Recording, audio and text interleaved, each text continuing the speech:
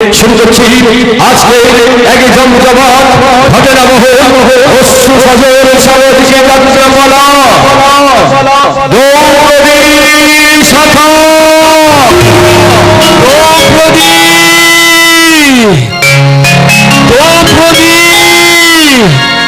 দ্রৌপদী তুমি কোথায়?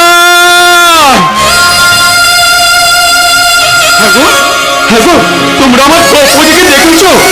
আমার দ্রৌপদীকে কাজল টানা চোখ,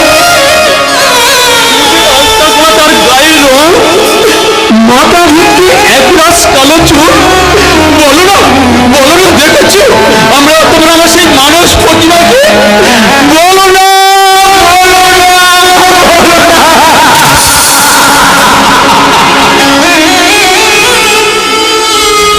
দ্রৌপদী, দ্রৌপদী, তুমি কি শুনতে পাচ্ছ না তোমার বড় বাবুর মর্মবেদী হাত?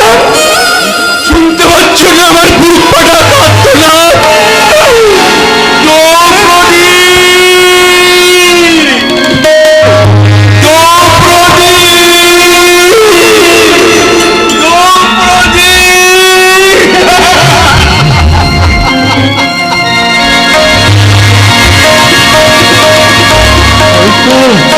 ওই তো আমার দ্রৌপদী ধোঁয়ায় কুণ্ডলী পাখির মতো বাতাসে ভাসতে ভাসতে ওই দূর আকাশে তারুণ্যের সাথে কেমন মিশে গিয়ে মিটমিট মিটমিট মিটমিট করে হাসছে।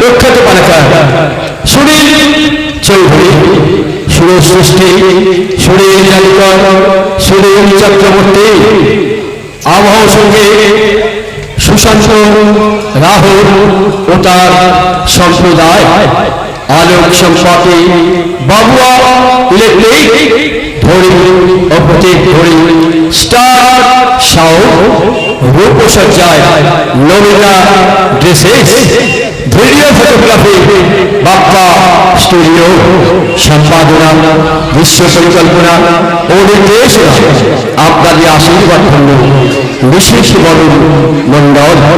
শুরু হচ্ছে স্বর্গীয় সুনীল চৌধুরী রচিত সুনীল চক্রবর্তী সুরারচিত বিশেষ বরণ মন্ডল সম্পাদনা হেলে গেছে সৃজনী স্বাস্থ্য সংস্থার কলা কুশলী শিল্পী সমন্বয়ে পরিবেশিত এক জমজমাট ঘটনাবহ অশ্রু সজল সামাজিক যাত্রাপালা দ্রৌপদী শাখা।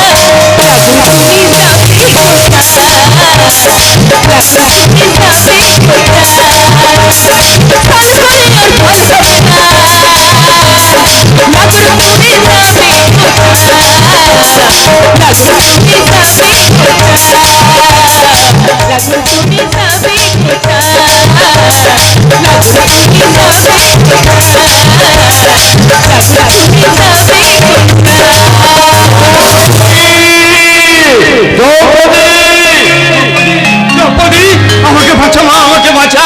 কি হলো বাবা, তুমি আমার হাঁপাতে হাঁপাতে ছুটতে ছুটতে এলে কেন? আসবো না, আমাকে ধরে নিয়ে যাওয়ার জন্য হালদার বাবু যে ভীম বাগদিকে পাঠিয়েছে। ভীম বাগদি, ওই একটাই নাম, কাঞ্চনপুরের বাচ্চারা কান্না ভেঙে যায়। যুবক যুবতীদের গায়ে কাপড়ে জোর আছে। তোমার ফটে করে বলতে হবে না, তার আগে বল হাতে দড়ি আর লাঠি নিয়েছিস কেন? এই তোর বাপকে ভেজে হালদার বাবুকে দিল্লি যাবো। কে রে, কি করছ বাবা? আরে তোর বাপকে গিয়ে জিজ্ঞেস কর। একে হালদার বাবা জানি?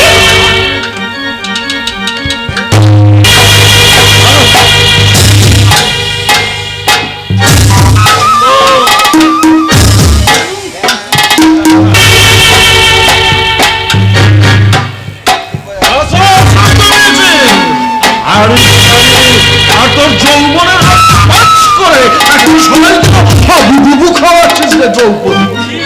ছি ছি ছি, হালদার মশাই এইসব কথা বলে কেন লজ্জা দিচ্ছে? আমি আমার নির্বাচিত জনপ্রতিনিধি, ওই ছাতির তোলা পঞ্চায়েতের প্রধান। কথাটা আপনার মনে আছে না কন্ট্রা সাহেব? কেউ থাকবে না মানে? ওই প্রধান বাবু দৌলতির আমরা ওট কন্ট্রাক্ট করে খেয়ে পড়ে বসে আছি। আরে শুধু খেয়ে পরে বেঁচে নয়, নারী আর যুবতী নারীর রসে বেশ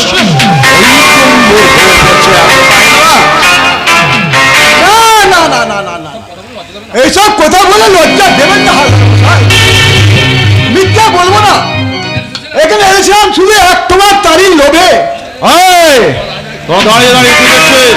যা যা, এখান থেকে চলে যা, আমাকে আমার কাজ করতে দে। শাস্ত্রটা কে শুনি? এই নরক থেকে তোকে উদ্ধার করা রে।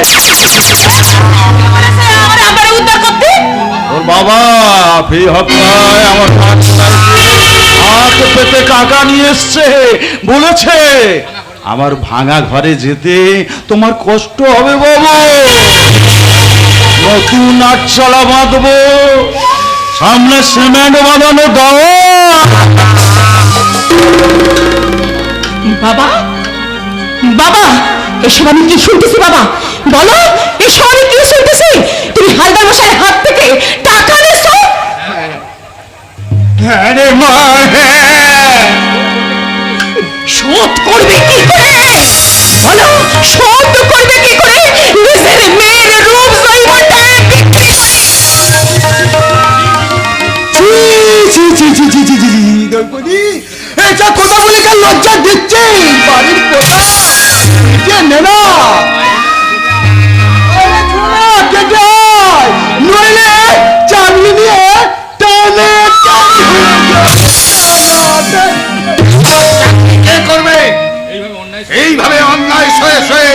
যে মুখে তালা এঁটে যে চাকরি করতে হয়, সেই চাকরির মুখে কালকের কিন্তু মাইনের ডেট।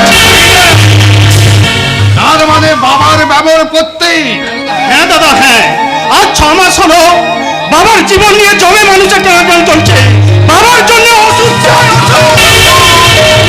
মা আমার ঘরের কোনায় ছেঁড়া টোনা পরে কাঁদছে। মায়ের জন্য চাই নতুন কাপড়। এই হাঁপড়ের মতো পুরো পেট প্রতিনিয়ত ক্ষুধার দোয়া তুলছে। বাঁচতে গেলে আমাদের সবার পেটে রসদ চাই, রসদ। আমার ঝটপট করছিস কেন? ভালো করে ভেবে চিন্তে উত্তরটা দে। করবি এখন? কি আর করব আল্লাহর মশাই? যারে কোনে তো খুলি যায়, তার কি কিছু থাকতে পারে? তাই কিছু না হালদার মশাই, আমি এখান থেকে চলে যাচ্ছি। চলে যাচ্ছিস মানে? হালদার কোম্পানির চাকরির মুখে থাপ্পড় বসিয়ে যাচ্ছিস তো? না হালদার মশাই, বড় এই মুখটা দিয়ে এত বড় কথা বলেছি, আমি চলে যাচ্ছি সেই মুখটা দিয়ে এই ফটাফট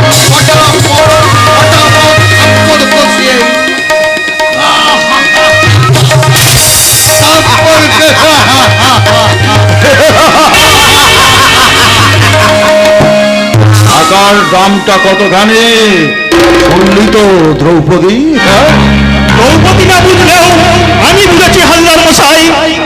কে বুঝেছিস তুই? বুঝেছি টাকার চেয়ে বড় সম্পদের পৃথিবীতে আর কিছু নেই। তাই আপনার হালদার কোম্পানি টাকার কাছে দস্তখত লিখে দিয়ে ওই লক্ষণের সাথে ভরত এখান থেকে চলে গেল। শোন শোন ভরত শোন, পেয়েছিস দ্রৌপদী? লক্ষণের ভাই ভরতের মুখে টাকার জয় জয়কার। এখন আমি আমার পাওনা টাকার জন্য তোর বেলার কাছে আমি টাকাটা করে, সেটা কি খুব দোষের হবে? টাকা দেন আপনি আমার বাবারে, শুনে কি করবি? কত রেখাটা শোধ করে দেব।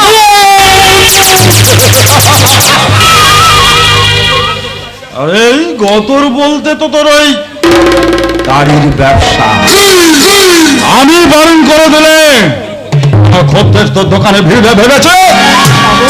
বাবু গরিবের সঙ্গে এত বড় শত্রুতা করছেন কেন বাবু? আপনি বিশ্বাস করুন, আমার আমার তো আপনার কাছ থেকে হাত পেতে টাকা নেওয়ার একটু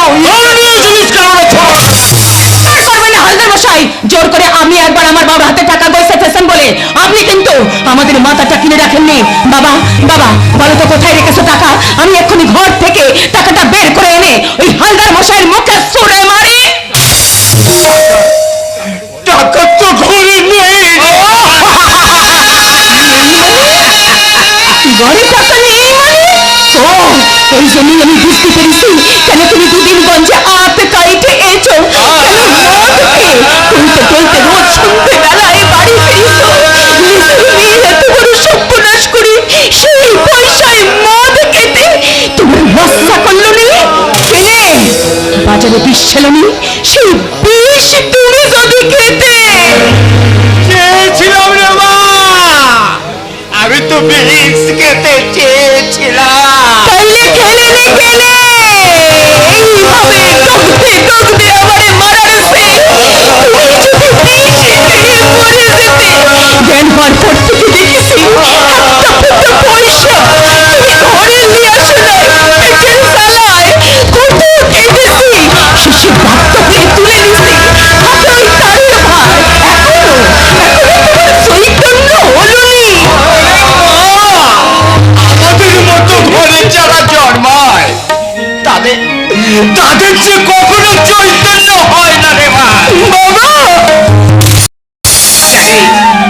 আমার যখন জোয়ান বয়স তখন তখন তোর মতো একটা ছোট্ট বোন আমার ছিল। আমি কি পেরেছি হাত থেকে তাকে বাঁচাতে?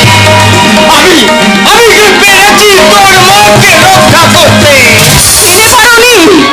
ওরে ওরে মা, আমরা যে কাঠ করাতি মা, জানে যেমন আমরা বনে কাঠ, ঠিক অমনি ঠিকাদার বাবুরা ওদের লোভে করাতে আমাদের ঘরের সুখ শান্তিকে কুচি কুচি করে দেয় রে মা। কেটে কুচি কেটে আর কি করবে বাবা? কেটে আর কি করবে? এই পৃথিবীতে সম্মান কেউ কাউকে দেয় না। আমার মা তোমার বোন যে সম্মান আদায় করে নিতে পারেনি, সেই সম্মান আমি নিজে আদায় করে নেব। কোথায় যাচ্ছিস দ্রৌপদী? আমার ঘরে। এইভাবে আমার সামনে মাথা উঁচু করে চলে গিয়ে তুই বাঁচতে ভেবেছিস?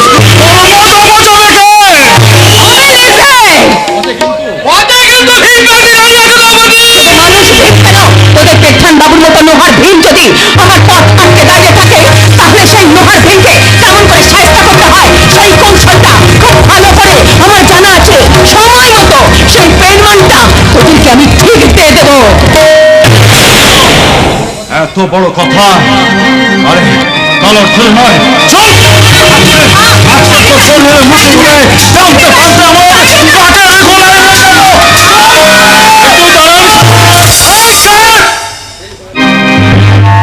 ছাড়া তবে শহর থেকে এসেছো বুঝে এখানে পিকনিক করতে। আরে যাও যাও, এটা হিরালাল হালদারের এরিয়া, বেশি ট্যাপ করবেন না।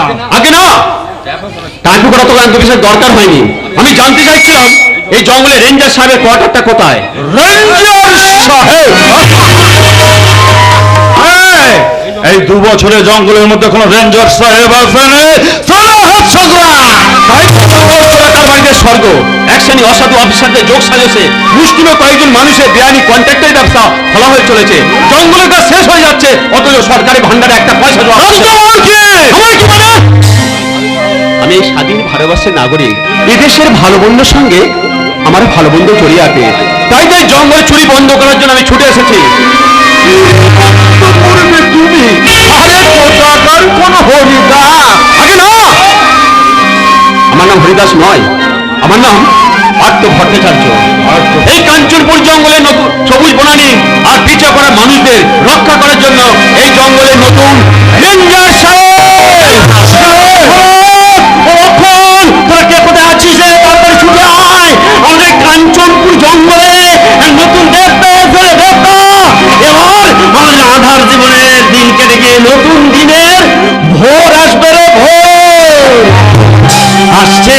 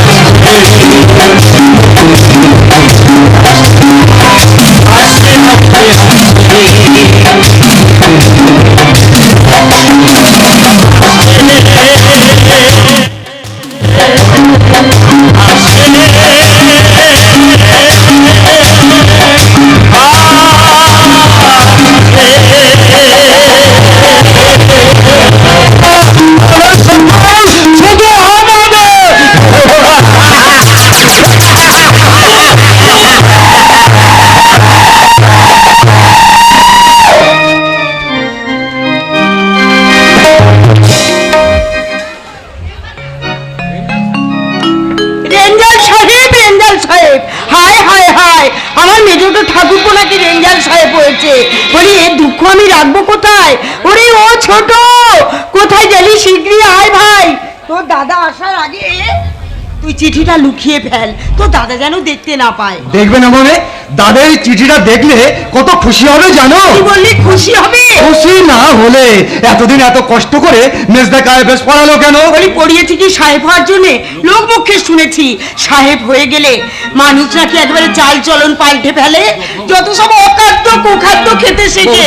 তাহারে ছোট, আমাদের মেজো সাহেব হয়ে গিয়ে আবার একটা মেম সাহেব বিয়ে করেনি তো?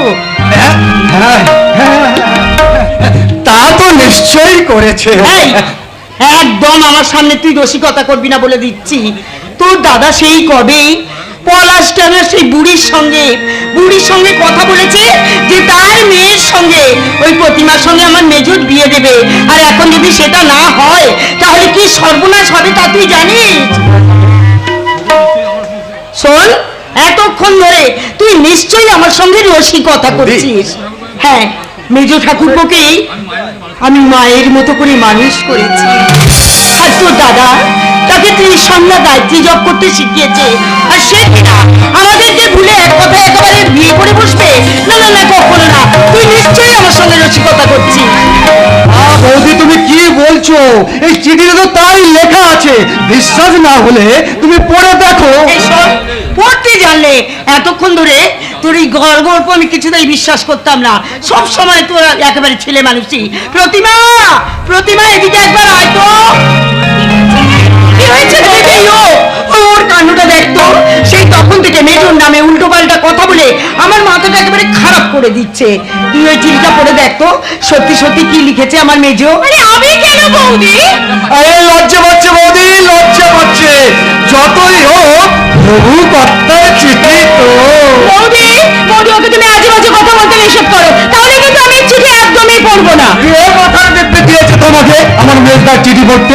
আমার মেজদার চিঠি আমার পকেটেই থাক, আমি চললাম। শোন ছোট শোন, যাস না, চিঠিটা দিয়ে যা।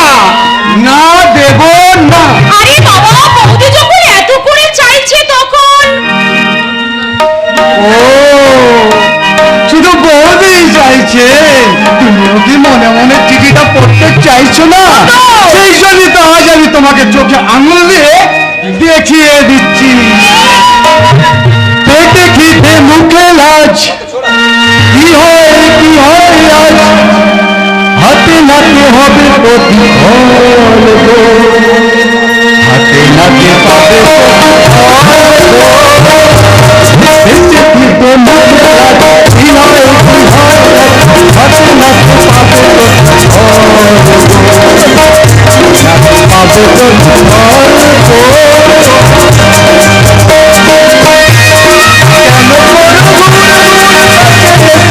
ঘুর কাছে রেখে বহু ভুলে গেছে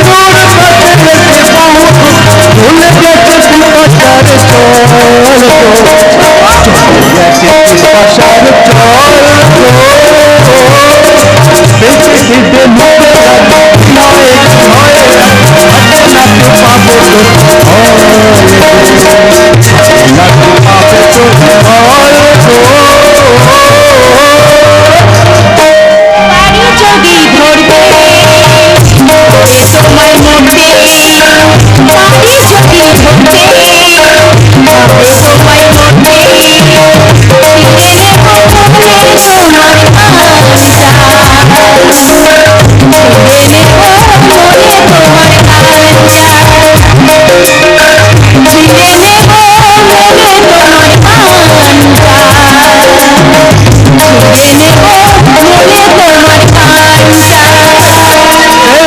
কাটা কান নিয়ে ঘুরবো আমি গায়েতে, কাটা কান নিয়ে ঘুরবো আমি গায়ে। বলো তো যাবে কার মাথা, বলো তো যাবে কার মাথা। কান নয় মন নয় চিঠি চাই দুলাশা, কান নয় মন নয় চিঠি চাই দুলাশা। বেজুবান তুমি কি করে, বেজুবান তুমি কি করে, বেজুবান তুমি কি করে, বেজুবান তুমি কি করে।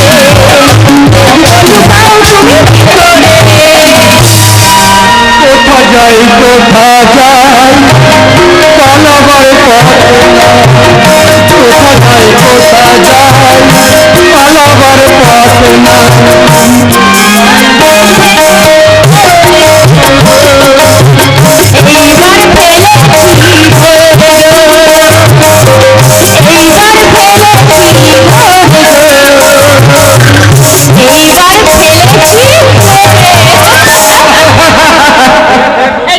চিঠিটা দে দে বলছি। এই নো দাও। কিসের চিঠি বড় বউ? কলকাতা থেকে নিশ্চয়ই পাত্র চিঠি পাঠিয়েছে। মানে চিঠির গল্প তুমি জানলে কেমন করে? জানি বড় বউ জানি, বাতাস বইলে তার তরঙ্গে যেমন নদীর বুকে ঢেউ খেলে যায়, তেমনি পাত্রের জীবনে কিছু ঘটলেই সর্বপ্রথম জানতে পারে এই পরমার্থ। সেই জন্য তো শাস্ত্রে বলেছে, দেশে দেশে কলত্রাণী, দেশে দেশে সবান্ধবা, তুম তো দেশে না পশ্চামী, যত্র ভাতা সহদর। ও দাদা এখন শাস্ত্র কথার সময় নয়, এখন কথা হচ্ছে মেজদার চিঠি নিয়ে। চিঠি? ওই কোথায় কোথায় তার চিঠি? দাও দাও বড় বউ, পাত্রের চিঠি দাও। এই নাও ধরো। নিশ্চয় হয়ে দাঁড়িয়ে কেন? আর শুনে যাও পাত্র চিঠিতে কি লিখেছে। ও দাদা তুমি আর নতুন করে কি শোনাবে বৌদিকে? আমি তো অলরেডি বৌদিকে জানিয়ে দিয়েছি যে মেজদা চাকরি পেয়েছে। কখন তুই আমাকে বললি যে মেজদা চাকরি পেয়েছে? তুই তো বললি আমাদের মেজর সাহেব হয়ে গেছে। হ্যাঁ, রেঞ্জার সাহেব। গোটা একটা জঙ্গলের দায়িত্ব এখন মেজদার উপর। কত সম্মান, কত খাতির। আর শোনো, মেজদার চাকরিতে জয়েন করে আজই বাড়ি ফিরে আসবে। সে কি কোথায় যাচ্ছিস তুই? স্টেশনে মেজদাকে নিয়ে আসবো। মেজদার চিঠিতে সেই হুকুমই আছে। দাদা, ও দাদা, তুমি ততক্ষণ বেশ ভালো করে ওই চিঠিটা পড়ে বৌদিকে শুনিয়ে দাও কি লেখা আছে। আমি আমি আসছি দাদা, আমি আসছি। কিছু দেখো না বড় বউ, কিছু দেখো না। পরমাত্ম ভট্টাচার্যের এতদিনের স্বপ্ন সার্থক হতে চলেছে। তোমার তোমার মনে আছে বড় বউ, পার্থ যেদিন কলকাতায় পড়তে যায় সেদিন তাকে আমি কি বলে আশীর্বাদ করেছিলাম? মনে আছে গো, মনে আছে। তুমি সেদিন বলেছিলে যেদিন তুই জীবিকার সঙ্গে জীবনের মিলন ঘটাতে পারবি সেই দিন তুই চাকরি করবি। আমার সেই আশীর্বাদ আর সার্থক হতে চলেছে বড় বউ। প্রকৃতি শোনাচ্ছে পুণ্য কর্ম আর নেই। পার্থ রাজ্যের আজকের এই চাকরি শুধু অর্থ উপার্জনের সুযোগই নয়, এটার পরমার্থ অর্জনের পর। আমি শুনতে শুনতে আসছি বদ্দা, সিদ্ধার্থ মুখে যা শুনলাম সেটি সত্যি? হ্যাঁ নারায়ণ, চাকরিতে জয়েন করে পার্থ আজই বাড়ি ফিরে আসছে, কিন্তু তোমার হাতে মাছ দোকান বন্ধ করে ওই নিচু জেলের কাছ থেকে মাছটা কিনেছিলাম। এ মাছ আর বাড়িতে নিয়ে যাব না। নাও বৌদি, তুমি এনে ফেলো। কেন আমি রান্না করবো কেন? তুমি তো বাড়ির জন্য কিনেছো। বাড়িতে বলতে আমি আর প্রতিমা আজ আমাদের এখানেই নেমন্তন্ন। সেই ভালো, সেই ভালো। আরে সে কি দাদা, তুমি যেচেই নিমন্ত্রণ দিচ্ছ? না আমি উপায় কি, দিনের পর দিন কি যা জঘন্য রান্না করছিস, মুখে একেবারে অরুচি লেগে গেছে। আমি যখন রান্না করি কিন্তু খাবার সময় হাতটা একেবারে চেটে পুটে খাচ্ছে। কেন তুই ওর কথা শুনছিস? ওদের মতো ভিজে বিড়ালদের কিভাবে শায়েস্তা করতে হয় তা আমার জানা আছে। এনে ধর মাছটা নিয়ে তুই রান্নাঘরে যা। আর শোন, আজকে রান্নাটা কিন্তু তুই করবি। হয়ে গেল বৌদি, আজকে ওর হাতে রান্না খেতে হবে। আজকের মতো আমি বয়কট করলাম। হ্যাঁ, খুব তোমার পিছনে লাগতে এসেছো। এবার আমি তোমাকে মজা দেখাবো। ওই যে কথাই বলে না, যেমন কর্ম তেমনি ফল। আবার ডায়লগ দেয় বৌদি। ওর হাতে রান্না আমি একদম খাবোই না, তোমাকেই রাঁধতে হবে। ছেলে মানুষই করো না ভাই। পার্থ আসার আগে প্রতিমার সঙ্গে বিয়ের ব্যাপারটা তোমার দাদার সঙ্গে তুমি একেবারে সেরে ফেলো। কি গো, তুমি এখন এইসব পুঁথিপত্র পড়তে বসলে? পুঁথিপত্র বলছো বড় বউ? এ হলো উপনিষদ। শাস্ত্রকারেরা পরম সত্তায় এর নাম দিয়েছে বেদান্ত। শোনো, ওই বেদ বেদান্তরের কথা শুনে আমার কোনো লাভ নেই। আমি জানতে চাইছি পার্থের সঙ্গে প্রতিমার বিয়ের কথাটা। বিয়ের ব্যাপারে জানতে হলে তোমাকে পড়াশোনা সংহিতা পাঠ করতে হবে। ভগবান, সেই গীতার সংহিতা। শোনো, আমি যখন মরবো ওগুলো সব ওই ছেঁড়া কাঁথায় বেঁধে আমার চিতাতে তুলে দিয়েছো। এখন ঠাকুর সঙ্গে প্রতিমার বিয়ের ব্যাপারটা বলো না, কি করবো? ও, তুমি ওই পার্থের বিয়ের কথা বলছো? আরে ভগবান, একটু আগে তোমাকে এত করে বললাম আর এর মধ্যে তুমি ভুলে বসে আছো। আমি কিন্তু ভুলিনি বৌদি, অনেকদিন ধরে ভাবছি বদ্দাকে বলবো বলে বলতে পারিনি। একথা বলতে আমার সাহসের কি দরকার আছে? আছে বদ্দা, আছে। আমরা তৃপ্তি মাতৃহীন, ঘরে সঞ্চিত অর্থ নেই, বোনের মাথায় ওষুধ দোকানটা তা বিক্রি করে যা আয় হয়, ওই পাত্রের মতো ছেলের সঙ্গে আমার বোনের বিয়ের কথা ভাবাই যায় না। এই দেখো, এই কথা বলতে আমার ভাববার কি আছে? সবকিছু ভেবে চিন্তেই তো আমি তোমার মাকে মৃত্যু সজ্জায় কথা দিয়েছিলাম যে আমার ভাইয়ের সঙ্গে তোমার বোনের বিয়ে দেব। তুমি আমাকেও চেনো, আমার ভাইদেরও চেনো। আমি যেমন অঙ্গীকারবদ্ধ হয়েছি, যে অঙ্গীকার ভঙ্গ করতে আমি শিখিনি, তেমনি পার্থও শেখেনি তার দাদার কথা অবাধ্য হতে। তুমি দেখে নিও, সবকিছু শুনলে পার্থ এক কথায় বিয়েতে রাজি হয়ে যাবে।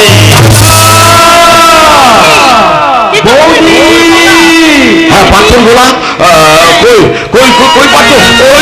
ওই তো পার্থ এসে গেছে। আর শোনো মানে, জীবনে কোনোদিন তোমাদের আশীর্বাদ না নিয়ে কোনো শুভ কাজ শুরু করেনি। চাকরিতে জয়েন করার পর থেকে তাই মনটা ফুটফুট করছিল। কেবল দাদা বৌদিকে প্রণাম করে আসেনি বলেই বোধহয় এত বাধা বিপত্তি।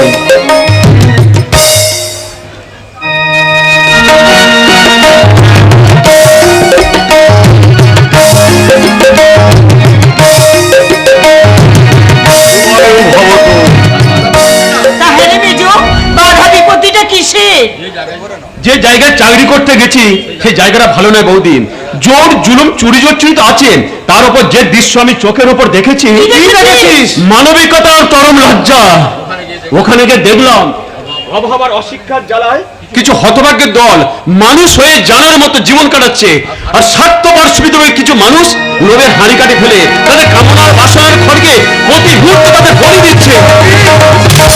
পুরুষের জীবনের মূল্যহীন, পুরুষের লজ্জা সম্ভ্রম, নারীর নারীত্ব ওখানে পয়সার দাড়ি পাল্লা বিক্রি করছে।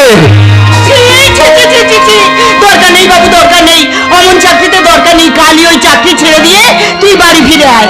অন্যায়ের ভয়ে মাথা হেড করে পালিয়ে আসবো বৌদি। কিন্তু মেজদা, ওখানে অন্যায়ের বিরুদ্ধে একা তুমি লড়বে কেমন করে? অন্যায়ের বিরুদ্ধে যারা লড়তে চায় তাদের একাই লড়তে হয় রে বোকা।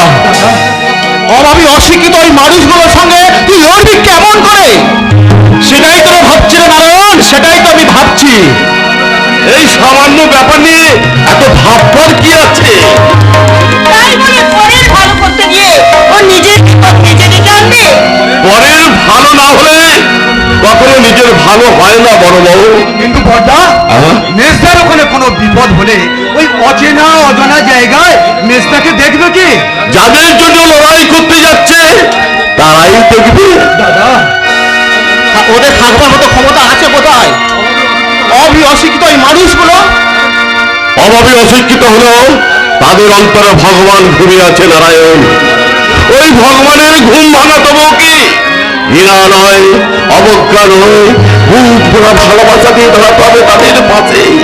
ওই এক এক তাল কাদামাটিকে ও চেতনা রাখবে পুড়িয়ে শিক্ষা রুচি ছেলে বাটালি দিয়ে ঘুরে ঘুরে গড়ে তুলতে হবে একটা মানুষের মূর্তিকে। দাদা, আপনার কোথায় খুঁজে পেয়েছি আমি ভবিষ্যতের পথে নির্দেশ। না আর ভাববো না, কাল থেকে নতুন শক্তি আর নতুন সাহস নেই। আবার আমি ফিরে যাব এই কাঞ্চন তলার বুকে। তাহলে বিয়ের ব্যাপারটা? বৌদি, রান্না হয়ে গেছে, খেতে আসবে কখন?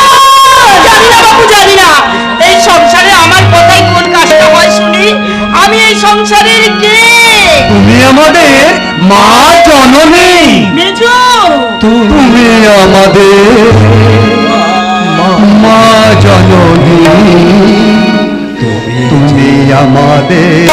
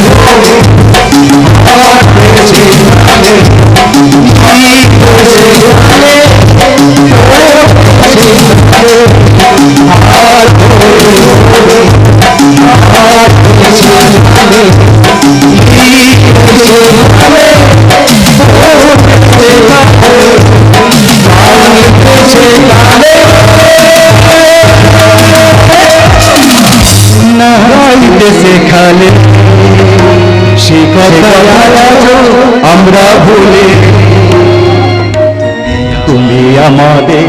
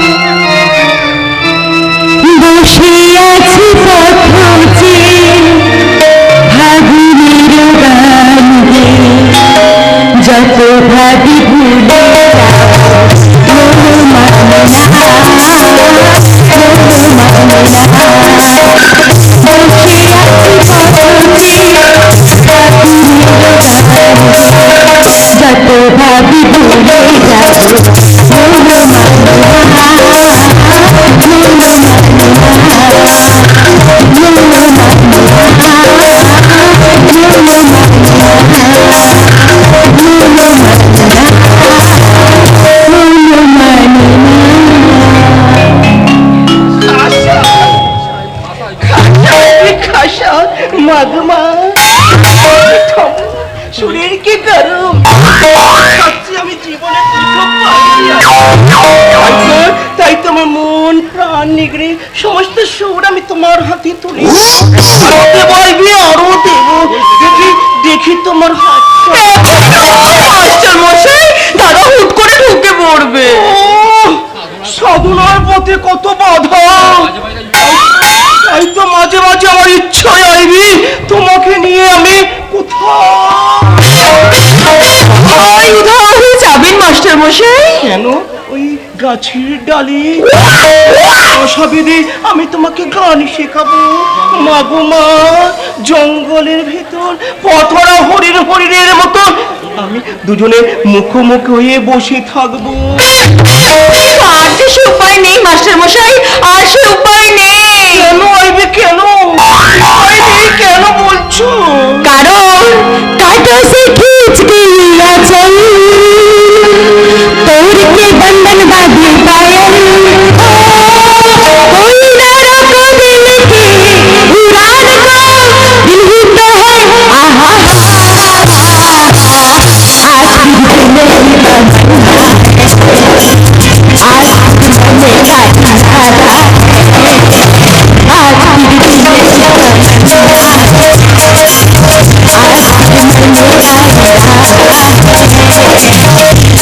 आज भी मेरी तमन्ना आज भी मेरा इरादा आज भी मेरी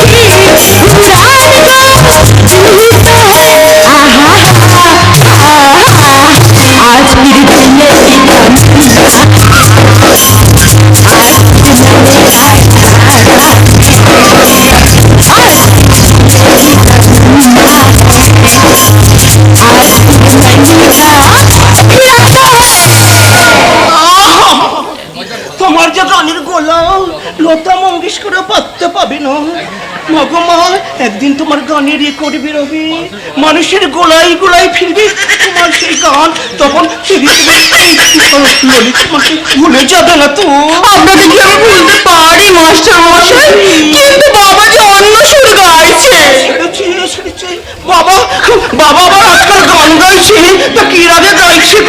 হটকারী রাগ আপনাকে এবারে থেকে হটিয়েই ছাড়বে। এরা দুর্মতি কেন হলো বাবাজি আমার বিয়ে ঠিক করেছে মশাই।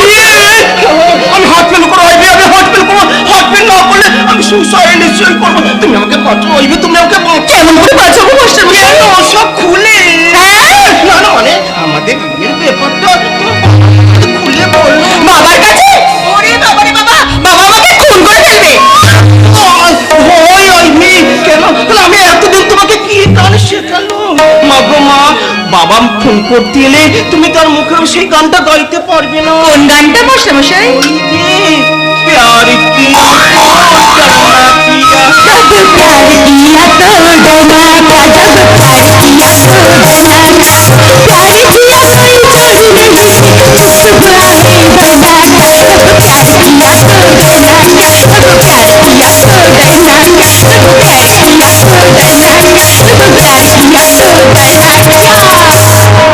ওরে বাবা, নেশার ঘরে আমি নন্দন কাননে চলে ওদিকে ময়ূর ছাড়া কার্তিক তার পেখম তলা চুল নাচিয়ে গাইছে, এদিকে অপসরা নাচছে। দাদা কি সব আবল আবল বলছিস তুই? ও মাই সুইট সিস্টার, মিস্টার ওরাংওঠান, আপনার নাচ গানের চর্চা বেশ জমে উঠেছে দেখছি। হ্যাঁ দাদা, এই আইভির মতো ছাত্রী পেলে নাচ গান আবার জমবে না। কিন্তু আপনার একটা কথাই না আমি খুব ব্যথা পেলাম। কথা বলো তো। ওই যে আপনি আমাকে ওরাং ওঠাং বললে, তাও আবার আইভির সামনে। আচ্ছা শোকে দুঃখে আমার চোখ দিকে আমার জল এসে জাদা মেয়েদের মতো কোমর তুলে আর মিনমিনে গলায় গান করে আমার মনকে ভুজুং ভুজুং দেওয়াচ্ছ। দাদা হচ্ছে কি বলতো? কি হচ্ছে তুই বুঝতে পারছিস না? কথাগুলোকে যে আমি বাবাকে বলি। বল, আমিও তোর পিছন পিছন গিয়ে বাবাকে বলবো বাবা দাদা এক পেট মদ খেয়ে এসে যত সব উল্টো পাল্টা কথা বলছে। তার মানে বাবা এখন বাড়িতে আছে নাকি? তাহলে উপায়? সন্ধিগড় সন্ধি মানে? মানে আমি তো সব কুকীর্তির কথা বাবার কাছে একদম চেপে যাবো, তুই শুধু আমার আর মাস্টার মশাই লাইনে কোনো বাধা হবি না। না না, একদমই না। তোরা তোদের লাইনে গড় গড় করে এগিয়ে যা। এই যে মিস্টার ওরাংওঠান, হ্যাঁ। কি যেন নাম তোমার? ওই যে এল এল এল ললিত লবণ। যেমন চেহারা তেমনি তার নাম। তা বাবা ললিত লবঙ্গ লতিকা সন্ধি তো হয়ে গেল, এবার আইবির ঘরে গিয়ে ওকে বাহু বন্ধ করো। আহ, দাদা তোর কি কোনো লাজ লজ্জা বলে কিছু নেই? লজ্জা লজ্জা লজ্জা কি করে থাকবে? আমরা যে হীরালাল হালদারের ছেলে মেয়ে, লজ্জা শরম কি আমাদের থাকতে পারে? দাদা না হলে কে বিশ্বাস করবে? আমি সেই সৈকত হালদার একদিনের স্কুলের শেষ পরীক্ষায় পেয়েছিলাম ন্যাশনাল স্কলারশিপ, করেছিলাম ব্রিলিয়ান্ট রেজাল্ট, ছঙ্গলকে ভালোবেসে বসেছিলাম আইএফএস পরীক্ষায়। কিন্তু আমার বাবা হীরালাল হালদার আমাকে চল জীবনটাকে অন্ধকার করে দিয়ে আমাকে টেনে নিয়ে এসেছে তাই বেআইনি কাঠের ব্যবসা। আমাদের সাথে পাঠ্য পর্যায়ে যেন একটা বোকা ছেলে পড়তো, সেও আমার মতো জঙ্গলকে ভালোবাসতো, আর সে বলতো সেটা তুই আমি দুই বন্ধু মিলে আমাদের শিক্ষাকে কাজে লাগিয়ে যদি সামনের দিকে এগিয়ে যায় তাহলে ভারতবর্ষের বুক থেকে এইভাবে কর্ম হারিয়ে যাবে। আক্ষেপ করে কোনো কবিকে লিখতে হবে না, দাও শুনেছে অরণ্য লহরে নগর, দাও শুনেছে অরণ্য লহরে নগর, দাও শুনেছে অরণ্য লহরে নগর। আমি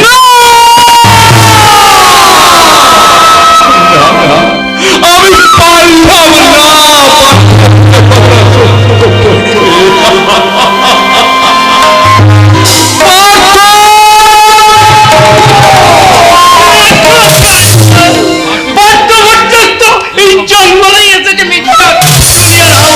আপনি ডাক্তার বাবু? হ্যাঁ এই হপ্তায় যেমন আপনার বাবার পেছনে মত দিয়েছি, আজ এসেছিলাম পথে ওই স্টেশনের রাস্তায় দেখো কাণ্ড, পার্থর সঙ্গে আমার দেখা বললাম। পার্থ ভট্টাচার্য কি বলছেন আপনি ডাক্তার বাবু? দাদা কোথাকার কোন পার্থ বচ্চন নাকি তাকে নিয়ে এখন বলি। আসুন মাস্টার মশাই, আমরা এখন এখান থেকে যাই। আমাদের এই সাধনার সময়টা তো নষ্ট করলে চলে না, বলুন? হ্যাঁ চলো আসুন। लाया बारात लाया उठा उठाने आया सब झूलाने आया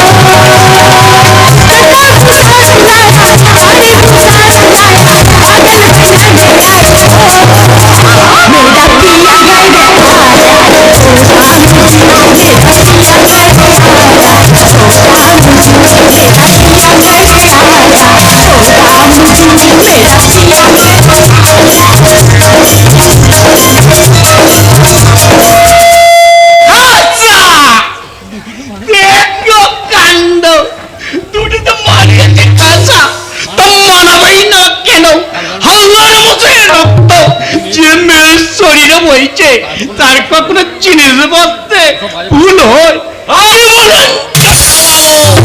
বাজে বাজে কথা বাদ দেন, আপনি পার্থর কথা বলুন।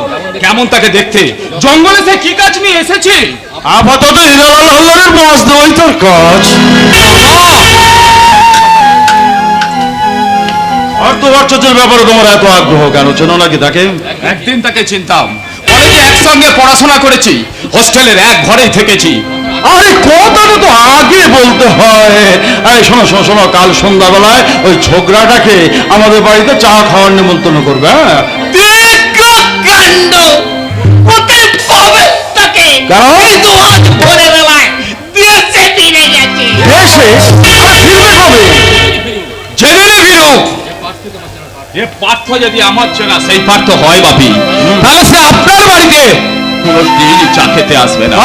কারণ পার্থ বচ্চন জানে জঙ্গলে সেখানে কাজ করতে এসেছে, আপনার বাড়িতে চা খেতে নয়। কথা শুনেছো ডাক্তার? এমন ভাবে কথা বলা আমি যেন ওর শত্রু। ছেড়ে দিন না হাল্লার স্যার, উঠতি বয়স, রক্তের পেট, তাছাড়া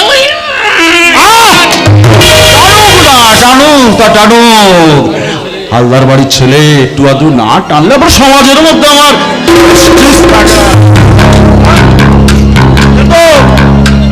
আপনি যে হাজার হাজার অনেক ব্যাপার কি বিরক্ত হচ্ছেন কেন হাল্লার স্যার? প্রেসার মাপবার নাম করে প্রাইভেটলি আপনি যেমন রোজ আপনার সঙ্গে গোপনে সলা পরামর্শ করতে আসি, তেমনি আজও এসেছিলাম। কিন্তু এখন দেখছি কি দেখছেন? আপনার প্রেসার মাপবার দরকার হবে না। কিন্তু উপদের চিন্তা করে করে আপনার প্রেসার যে এখন বেড়ে বেড়ে হয়। ও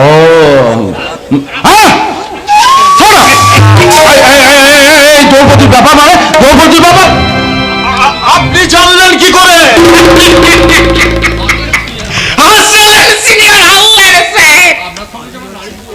আপনার সঙ্গে যে আমার নারীর চোখ, তাই আপনার দয়াস এই কাঞ্চনপুরের মুখে তার কম্পমান করে বিহারি নার্সিং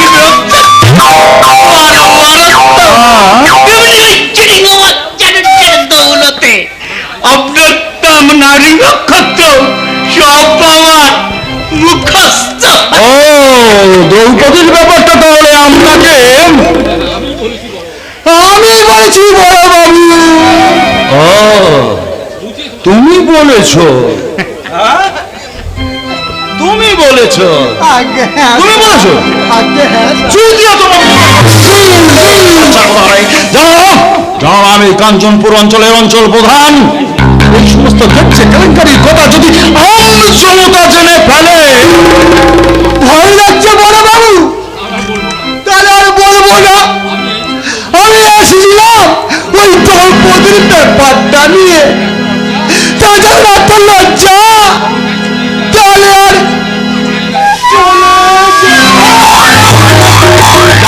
যাচ্ছিস মানে কি? হ্যাঁ দ্রৌপদীর ব্যাপার বলতো, দ্রৌপদীর ব্যাপার আবার কি? আমি বলবো তাহলে দামোদরকে ডাকি। দামোদর, বাবা দামোদর। নাম হয় গো বড় বাবু, নাম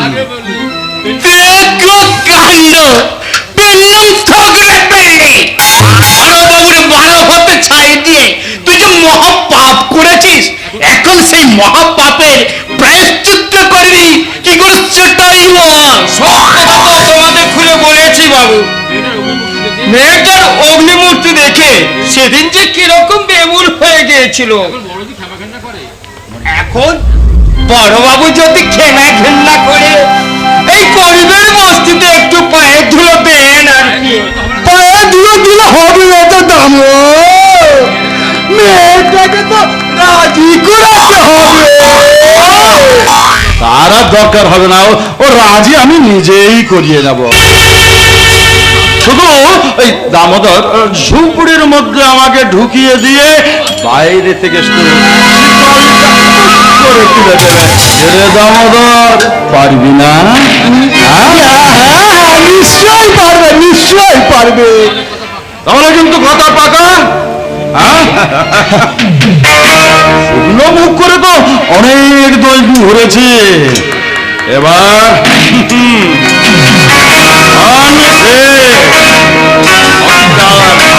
করে না শুভ কাজে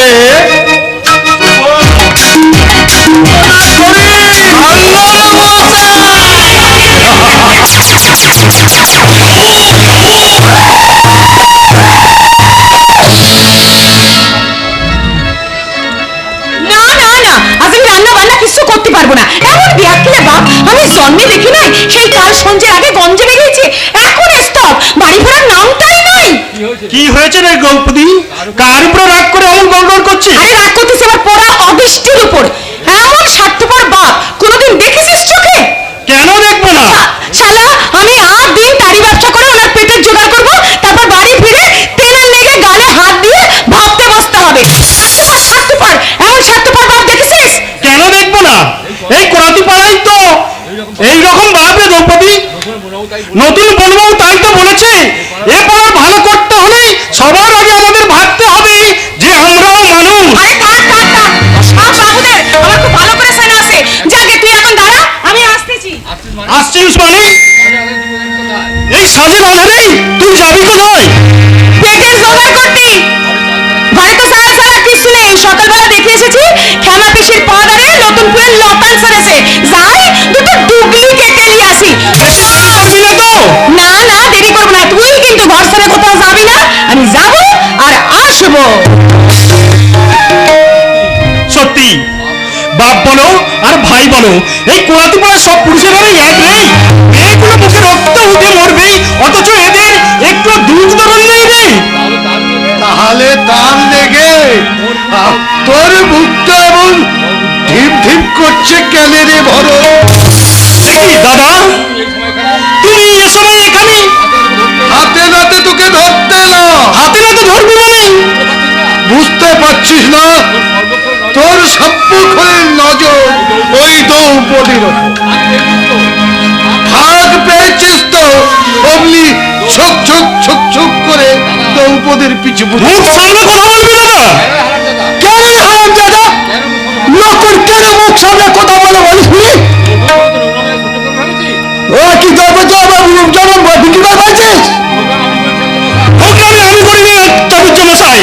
নোংরামি হীরামন্দিরের পোশাক কুর্তা শিখে বরং আপনারাই নোংরামি শুরু করছেন। নোংরামি করবে না। এখনো সেই কথাটাকে খুলে বলতে হবে দাদা।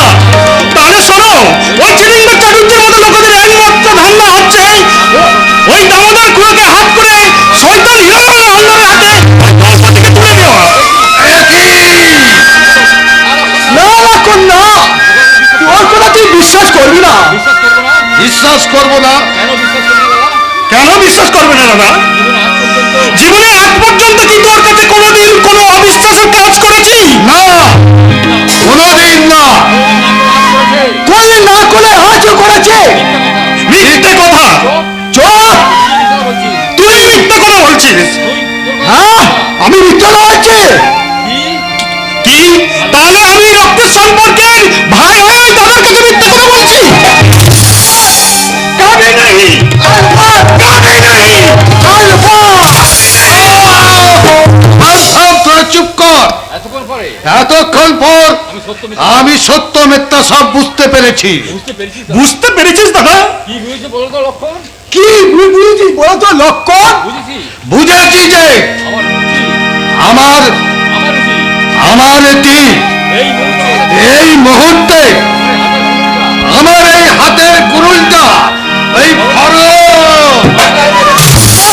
ফাঁক করে দেওয়া, তাই তো?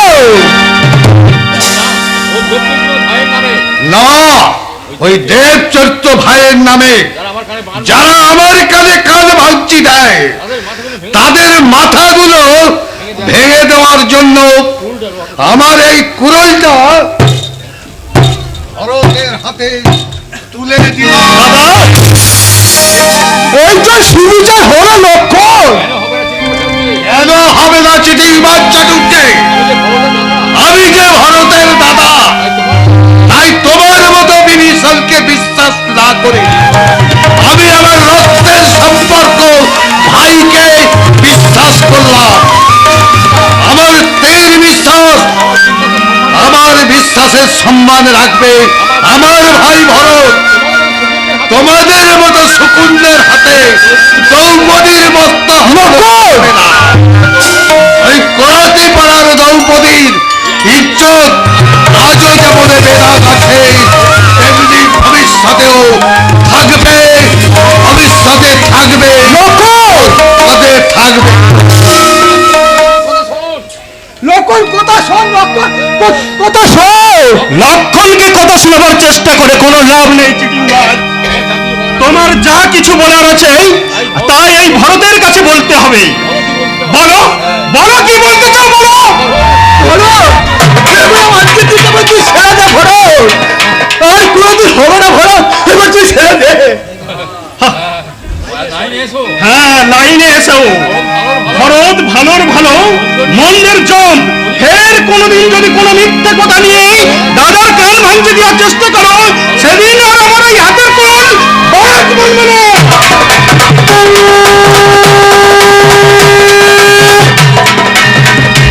কথাটা মনে রেখো চিটিংবাজ।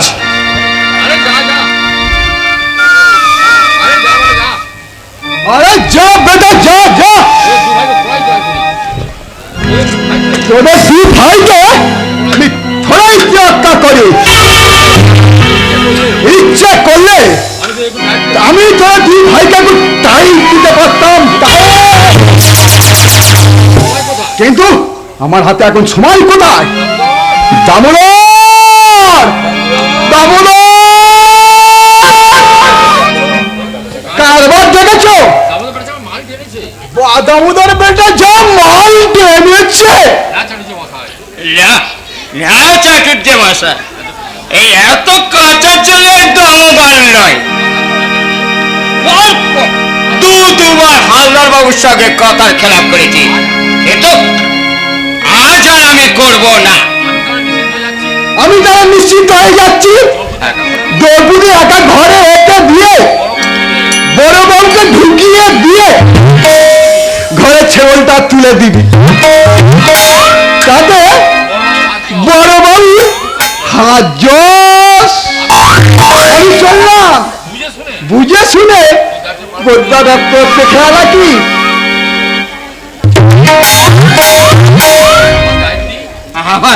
আমার দায়িত্ব। ঠিক বলেছ মশাই, বাবার দায়িত্ব তো পালন করছি। বেড়ানোর ভয়ে টাকার টানে আমার নিজের মেয়ের ভরত, ভরত, কি ব্যাপার? পাড়াটা হঠাৎ এমন শুনশান হয়ে গেল কেন?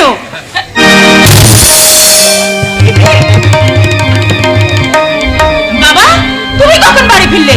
হ্যাঁ, এই মাত্র। দেখি হাতে মদের বোতল, মদ কিনবার টাকাটা কোথায় পেলে?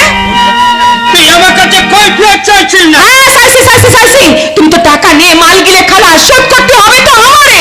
ও কি একেবারে সব কান্না আলে রে। দুবার তাড়ি বিক্রি করে তুই ভেবেছিস আমার মাথাটা একবার কিনে রেখেছে। রেখেছি। কিসের জোরে এত বড় বড় গলায় কথা বলো? কার দয়ায় তোমার পেটে ভাত জোটায়? কে জোটায় তোমার পরনের কাপড় খান?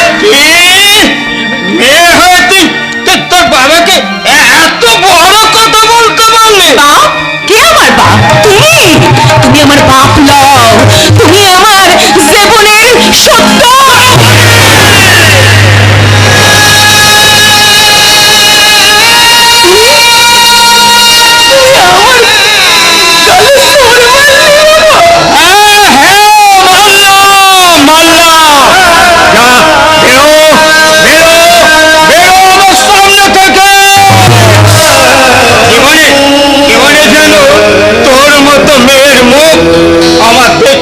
বাবা, ও বাবা, কোথায় যাচ্ছ তুমি? ও বাবা, দরজা বন্ধ করতেছো কেন বাবা? ও বাবা, তুমি দরজা বন্ধ করুনি বাবা, তুমি আজ থেকে তোর জীবনের সমস্ত দরজা বন্ধ করে দিলাম। দরজা খোলো, দরজা খোলো বাবা, দরজা খোলো। কি ব্যাপার হলো বাবা? তো জীবনে কোনোদিন আমার সঙ্গে এমন ব্যবহার করেনি। যত অন্যায় করে থাকুক, মানুষটা আমার সামনে এলে চিরটা কাল মাথাটা হিট করে দাঁড়িয়ে থাকে। তাইলে আজকে কেউ বাবারে উস্কানি দিছে? হালদার মশাই, তবে কি হালদার মশাই? হ্যাঁ, নিশ্চয়ই বাবারে উস্কানি দিচ্ছে। না না, এইখানে আজ থাকলে আমার সর্বনাশ হয়ে যাবে। দরজা খোলো, দরজা খোলো, নইলে কিন্তু আমি আত্মঘাতী হব। কিন্তু কোনো সারা শব্দ দেয় না। এখন আমি কি করি, কেমন করি এই চক্রভিউ থেকে আমি নিজেরই রক্ষা করি?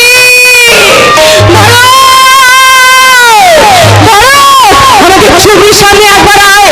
লক্ষণ, আমাদের ঝুবড়ির দরজাটা আমি হালদার মশাই, আপনি কথাটা তাহলে আমি ভুল ভাবি নাই? আরে তোর মতো মেয়ে কখনো কি ভুল ভাবতে পারে? অমন করে পিছিয়ে যাচ্ছিস কেন?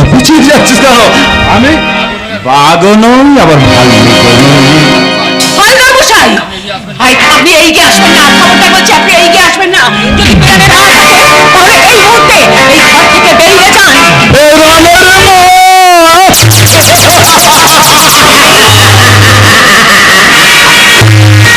আর কাছে চালাকি করছিস দ্রৌপদী? অনেক দ্রৌপদী ওদের কমলারে ভুয়ে আমি উড়িয়ে দিয়েছি। তারাও প্রথম এইরকম ফস করেছিল। তারপরে আমার বুকে মাথার কান্নায় ভেঙে পড়েছে। কান্নায় ভেঙে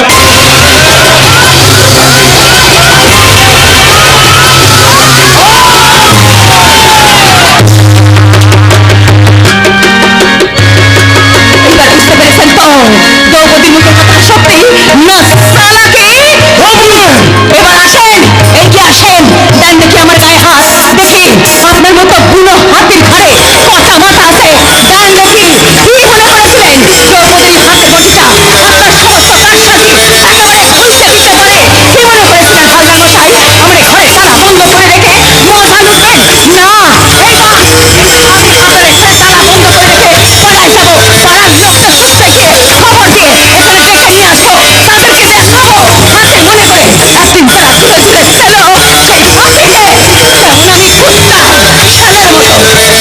খবর দিয়ে এখানে ডেকে নিয়ে আসবো। তাদেরকে দেখাবো হাতে মনে করে একদিন তারা ছুঁড়ে ছুঁড়ে খেলো সেই ফাঁসিতে, তেমন আমি কুত্তা ছেলের মতো এই তালা বন্ধ করে রেখেছি। একবার তো সেই সত্য বুনটার মুখটা চিন্তা করে দেখ। ওরে আমি না, তো সেই সত্য বুনটা এখানে দাঁড়িয়ে আছে ওই হালদার মশাইকে সামনে রেখে চিৎকার করে বলছে, দাদা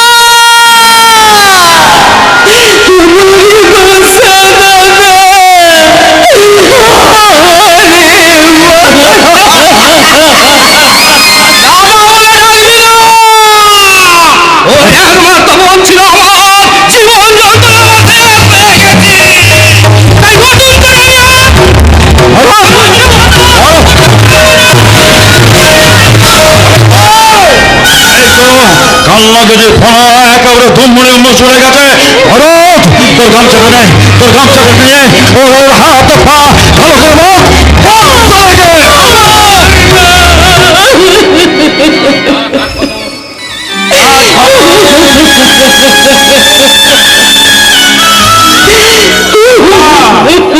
যা ভীম, বাইরে গিয়ে অপেক্ষা কর। যা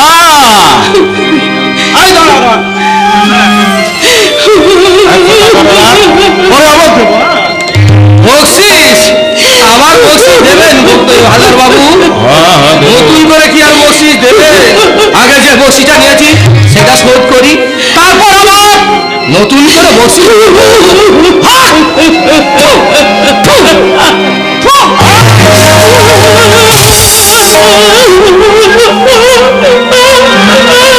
টাকা পছন্দ হলো বাবা। আচ্ছা ঠিক আছে ঠিক আছে, তারপর আবার পরে বাবা বাইরে দিয়ে অপেক্ষা কর, দরজাটা ভালো করে বন্ধ কর।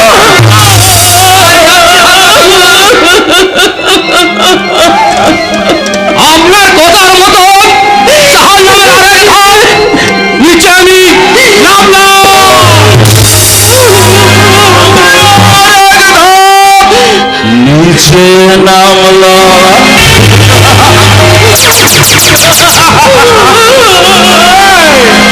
आए आए आसमान कबूतर आए आए आसमान कबूतर अमर दिल जो मैं रात पूरा अमर आए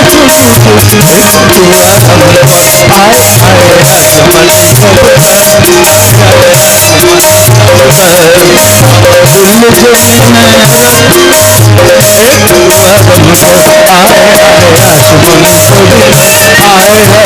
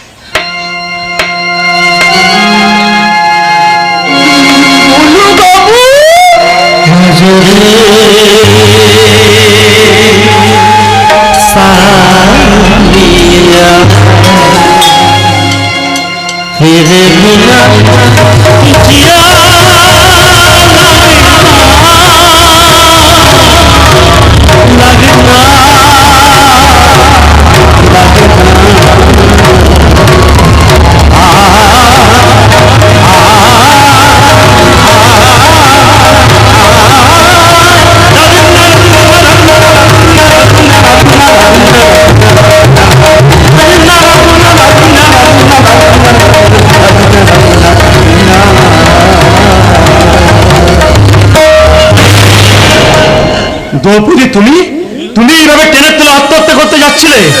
হ্যাঁ যাচ্ছিলাম। কিন্তু কেন? কি করবে সেই কথাটা শুনে লোকের কাছে এই কাহিনী বলে, লজ্জার কাহিনী বলে দ্রৌপদীকে সবার কাছে আমার হাতের মোড়া করে তুলতে পার। কি বলছো তুমি দ্রৌপদী? যেদিন তোমাকে প্রথম দেখেছিলাম সেদিন মনে হয়েছিল তুমি একটা আগুনের শিখা, আর আজ তুমি মাথা হাত করে দাঁড়িয়ে আছো, তোমার চোখে জল। কি হয়েছে দ্রৌপদী? আমাকে বিশ্বাস করে তুমি সব কথা বলো। বিশ্বাস বিশ্বাস কি আর দ্রৌপদীর মন থেকে হারিয়ে গেছে গো বড়বাবু? এই পৃথিবীর মানুষগুলো দ্রৌপদীর কাছে জানোয়ার, আর এই পৃথিবীটা দ্রৌপদীর চোখে ওই কাঞ্চনজঙ্ঘা জঙ্গলের চেয়েও যে বড় জঙ্গল। সেই জঙ্গলকে সুন্দর করে গড়ে তুলতেই তো আমি এসেছি দ্রৌপদী। জঙ্গলকে তুমি ভয় পাও? পৃথিবী জঙ্গলে ভয় পাইনি। ভয় পাওয়ার কারণ? এখানে যে হিরালাল হালদারের মতো মানুষরা রয়েছে, মনটা উচ্চারণ করি আমার বুকের জ্বালাটা আর আপনি বাইরে দেবেন না বড়বাবু। কারে দোষ দেব? ঠক বলতে যে গাও জড়ো হয়ে যাবে, নইলে আমার লিজের জন্মদাতা মা চুলের মতো ছুটে ছুটে হালদার মশাইরে আমার ঘরে ঢুকে নিয়ে। আর বলতে হবে না, আমি সব বুঝতে পেরেছি। তাইলে আমি যা করতে যাচ্ছি আমারে তাই করতে দেন। না দ্রৌপদী না, এ পথ সঠিক পথ নয়। অন্যায় করেছে তোমার বাবার হালদার মশাই, ওদের প্রাপ্য শাস্তি তুমি কেন মাথা পেতে নেবে? ওদের পাওনা শাস্তি মিটে দেওয়ার জ্ঞান তো আমার নাই বলে। শাস্তি দিতে শুধু ক্ষমতার প্রয়োজন হয় না দ্রৌপদী। আজ নিজের জীবনটাকে এইভাবে শেষ করে না দিয়ে তুমি যদি ফের ওদের সামনে মাথা উঁচু করে দাঁড়াও, যারা তোমার ফুলের মতো জীবনটাকে ছিঁড়ে কুচি কুচি করে দিয়েছে, তাদের সামনে যদি আবার তুমি নতুন বন্ধনে ফুটে ওঠো, সেটা কি ওদের অন্যায়ের উপযুক্ত জবাব হবে না দ্রৌপদী? কোথায় ফুটবো গো বড়বাবু? আমি কি ফিরে যেতে পারবো আমার এই বাপটার কাছে? বাবার ঘরে ফিরে যেতে না পারলে আমার কোয়ার্টারে একটা ঘর তোমাকে দেবো। হালদার বাবু যে আপনার ক্ষতি করবে। মোকাবেলার ক্ষমতা আমার আছে দ্রৌপদী। লোকে যে তোমার নামে কুকথা বলবে, লোককে বোঝানোর দায়িত্ব আমার। আপনি বুঝাবেন? আপনার বাবা নাই, মা নাই, আত্মীয় স্বজন, তারা বাধা দেবে না? না না দ্রৌপদী না, যারা আমার আপনজন আছে তারা আমার কথা শুনলে আমাকে আশীর্বাদ করবেন। আর আমার আপনজনেরা, তারা কি ভালো চোখে নেবে আমারে? আজ বাদে কাল যখন আপনি এই বন থেকে বদলি হয়ে চলে যাবেন, তখন আমি কোথায় যাব? কার কাছে পাবো আমার একটুকুন আশ্রয়? তোমার নিজের বাড়ি? এখানে জীবন তোমার শেষ নয় দ্রৌপদী। তোমার জীবনে স্বামী আসবে, সন্তান আসবে। স্বামী, সন্তান। বনবাবু, দ্রৌপদীর জীবনের কথা মেনে নিয়ে কোন পুরুষ তাকে ঘরে আশ্রয় দেবে বনবাবু? তেমন পুরুষ আমি খুঁজে বের করবো দ্রৌপদী। যদি খুঁজে না পান? বলেন, চুপ করে আছেন কেন? যদি খুঁজে না পান তখন আপনি পারবেন আমারে বিয়ে করে আপনার ঘরে আশ্রয় দিতে? বলে বাবু, চমকে উঠলেন কেন? যে কাজ করতে নিজের লজ্জা লাগে সেই কাজ আর একটা পুরুষকে দিয়ে করাতে চাইছেন কেন? আমি তো আপনার দয়া চাই নাই, করুণা চাই নাই, আমি চেয়েছিলাম শুধু একটুখানি মরতে। আপনার ঘরের মা বোনের অবস্থা যদি আমার মতো হতো, তাইলে তারাও এই কাজই করতে চাইতো। হয়তো তোমার কথা সত্য দ্রৌপদী, কিন্তু চোখের সামনে একটা মানুষের অপমৃত্যু। ভাই কি বাবু, যে মানুষটার বাঁচাবার দায়িত্ব আপনি নিতে পারবেন না, তার মুখে বাধা দেবেন কেনে? আমি শুনলাম বনবাবু, আমি শুনলাম। যে বলতে দিও না, ওর অন্তরে ভগবান ঘুরে আছে। এই ভগবানের ঘুম ভাঙাবে তুমি? ঘৃণা নয়, অবজ্ঞা নয়, বুক ভরা ভালোবাসা নিয়ে দাঁড়াবে তাদের পাশে। ওই এক টান কাদা মাটিকে তোমার চেতনার আগে পুড়িয়ে শিক্ষা ছেলে বাঁচাইবে। খুঁজে হবে একটা জীবন্ত মানুষের মূর্তিকে। দাদা, জীবন্ত মানুষের মূর্তিকে, জীবন্ত মানুষের মূর্তিকে।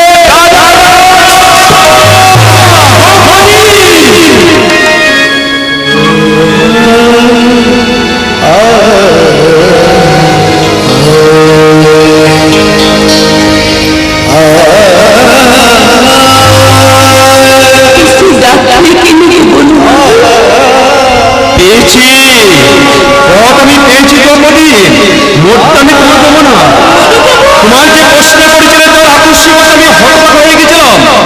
কিন্তু আমি তোমাকে কথা দিচ্ছি, আমি তোমাকে বিয়ে করব।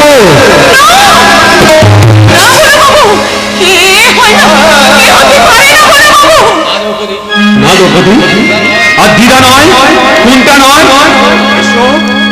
এসো এসো আমার ঘরে।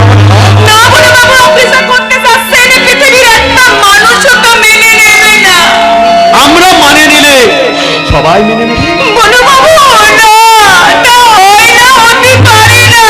কেন হতে পারে না দ্রৌপদী, কেন হতে পারে না? সৈকত তুই এখানে, সে প্রশ্নের উত্তর কখন হবে? আর আগে তোকে অভিনন্দন জানাই। অভিনন্দন?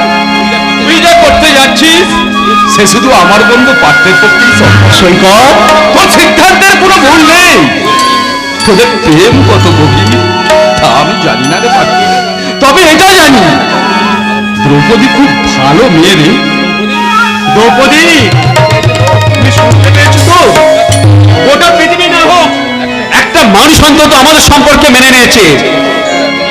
আর দ্বিধা নয়, কোনটা নয়, এসো এসো দ্রৌপদী, ধরো আমার হাত। কি হলো ও মায়েরা, আপনারা সবাই শাঁখ বাজান, উলু দেন, উলু। দুটোতে দিয়ে দাও, ওরা মা বাবার। আরে কি হলো, উলু দিন, উলু। বিধির বিধানকে পারে না মনটাতে, দ্রৌপদীর বিয়ে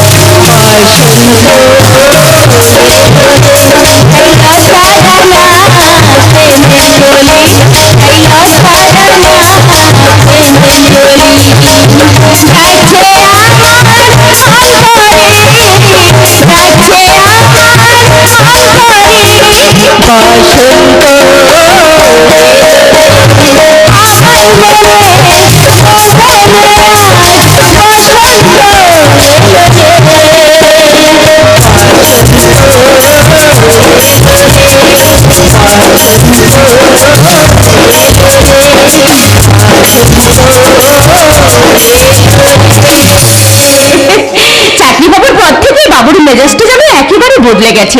এতক্ষণ ঘরে থাকলো, আমার সঙ্গে একটা কথা পর্যন্ত বলল না।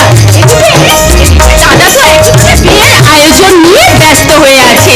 আজ শ্যাকরার বাড়ি যাচ্ছে, তো কাল যাচ্ছে হালুই কবির বাড়ি। এই তো ছুটতে হবে না, রমেশ সেনাকে বলে এলাম বিয়ের দিন ঠিক হলে 2 মণ মাছ চাই। আর রমেশ সেনাকে বলে এলাম, আর ভোলা জেলাকে বলে এলাম এখন থেকে হার আর ছুরিটা গড়িয়ে রাখতে। তুই হাইলি যে, আরে তোমার কথা শুনে, আরে রমেশ সাহেবরা তোমার 2 মণ মাছ দেবে, আর ভোলা জেলে তোমায় গড়িয়ে দেবে সোনার গয়না। ইস, তাই তো মাথাটা একবারে গন্ডগোল হয়ে গেছে। শুধু তোমার একার মাথা নয় নারায়ণ দা, ওদিকে বৌদির অবস্থা আরো ভয়ঙ্কর। কি হচ্ছে? নিমন্ত্রিতদের নামের লিস্ট তৈরি করছে। দিস্তার পর দিস্তা কাগজ শেষ হয়ে গেল, তবু নামের লিস্ট আর শেষ হচ্ছে না। কাগজ কলম গুছিয়ে তুলে রাখতে না রাখতেই আমার চিৎকার শুরু। ওই ওই ওই আসছে দেবী। বলি এই তো তুই এখানে, আর সারা বাড়ি আমি তোকে খুঁজে মরছি। তা হ্যাঁ রে, আমার বড় মামার মেজো ছেলে সেজখুশ শ্বশুরের ছোট মেয়ের নামটা তোর ওই নেমন্তন্নের লিস্টে লিখেছিস তো?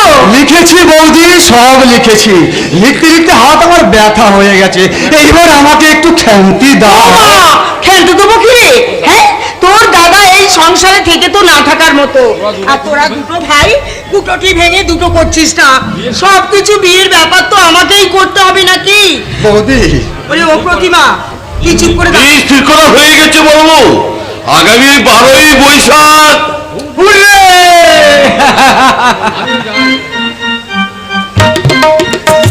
আমিও যাই। আমিও যাই। আর যখন টাকা আছে তখন পরের আশীর্বাদের আংটিটা আর প্রতিমার বিয়ের বেরোনি শাড়িটা আজই কিনে নিয়ে আসি। আমাদের তো আর চুপচাপ বসে থাকা সঙ্গে তো হবে না বড় বউ। এই ছোট, নেমন্তন্নের পত্রগুলো ছাপানোর ব্যবস্থা কর। প্রতিমা তুই ওখানে দাঁড়িয়ে থাকিস না, আয় আমরা দুজনে মিলে ঘর বাড়ি একেবারে পরিষ্কার করে ফেলি। বৌদি, পার্থ, তুমি হঠাৎ বাড়ি এলে যে? কোনো অপ্রীতিকর ঘটনা ঘটেনি তো? ঘটেছে দাদা, তবে সেটা প্রীতিকর না অপ্রীতিকর সে বিচার করবেন আপনারা। তার মানে তোমাদের কোনো সংবাদ না দিয়ে আমি গতকাল এক অসহায় ভাগ্য বিড়ম্বিতা নারীকে বিয়ে করতে বাধ্য হয়েছিল।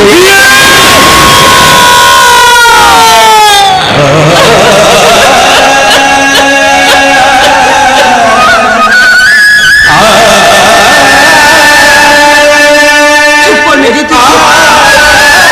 তুই কার সামনে দাঁড়িয়ে এইসব কথাগুলো বলছিস মেজো? তুই কি জানিস না তোর দাদা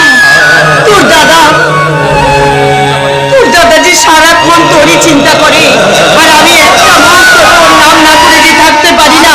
আর সেই তুই কিনা আমাদের ভুলে এক কথাই ভুলিনি বৌদি, ভুলিনি। তোমার এই জগদ্ধাত্রীর মতো রূপ প্রতি মুহূর্তে ভেসে চোখের সামনে, আর কানে পেয়েছে দাদার আজন্মের শিক্ষা। তাহলে এই ভুল তুমি কেন করতে গেলে নেস্তা?